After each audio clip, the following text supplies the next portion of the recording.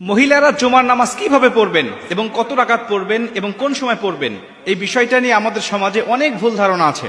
অনেকেই বলে যে মহিলারা জুমার নামাজের মতো 2 রাকাত আদায় করবে। অনেকেই বলে না, জোহরের নামাজের মতো 4 রাকাত আদায় করবে। আবার কেউ কেউ বলেন যে মহিলারা জুমার নামাজ পড়বে, কিন্তু জুমার নামাজ যখন মসজিদে হবে এই মসজিদের নামাজ শেষ না হওয়া পর্যন্ত তারা বাড়িতে নামাজ পড়তে পারবে না। মুসল্লিরা যখন নামাজ শেষ করে বাসায় আসবে তখন মহিলারা বাসায় নামাজ আদায় করবে।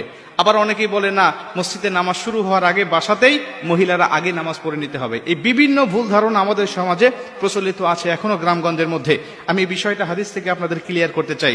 সুনানে আবু দাউদ শরীফে বর্ণনায় আল্লাহ রাসূল সাল্লাল্লাহু আলাইহি ওয়াসাল্লাম বলেন, প্রত্যেকটা মুমিনের জন্য অবধারিত করে দেওয়া হয়েছে, রাসূল সাল্লাল্লাহু আলাইহি ওয়াসাল্লাম বলছেন প্রত্যেকটা মুমিনের জন্য আবশ্যিক করে দেওয়া হয়েছে তারা মসজিদে গিয়ে ইমামের পিছনে জামাতের সাথে তারা জুমার নামাজ আদায় করবে।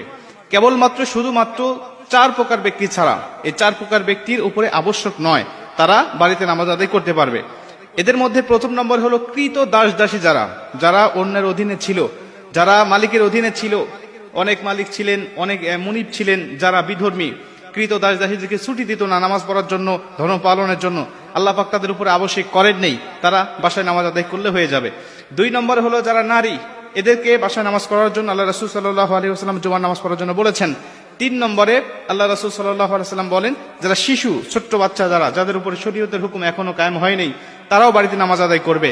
4 নম্বরে আল্লাহ রাসূল সাল্লাল্লাহু আলাইহি ওয়াসাল্লাম বলেন, যারা অসুস্থ ব্যক্তি এরাও মসজিদে যাবে না, তারা ইচ্ছা করলে বাড়িতে নামাজ আদায় করতে পারবে।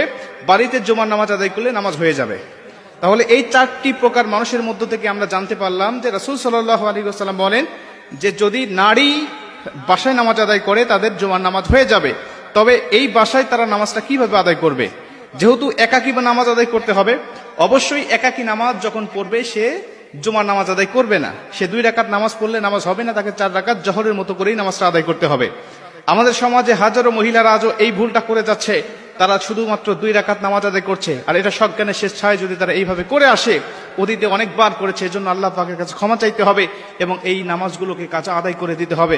কেন? সে একাধিক সপ্তাহে সে জুমার নামাজ বা জোহরের নামাজটাকে সে ত্যাগ করেছে, সে 4 রাকাতের জায়গায় 2 রাকাত পড়েছে। এর জন্য অবশ্যই তাকে গুনাহগার হতে হবে যতক্ষণ না পর্যন্ত সে তওবা করে।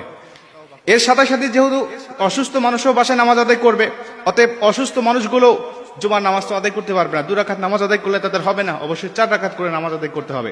জুমার নামাজের এত ফজিলত, এতটা গুরুত্ব আল্লাহ রাসূল সাল্লাল্লাহু আলাইহি ওয়াসাল্লাম দিয়েছেন এবং আল্লাহ পাকও পবিত্র কোরআনের মধ্যে দিয়েছেন। আপনারা জানেন 114টি সূরার মধ্যে আল্লাহ পাক জুমআ নামে একটা সূরাই নাজিল করে দিয়েছেন।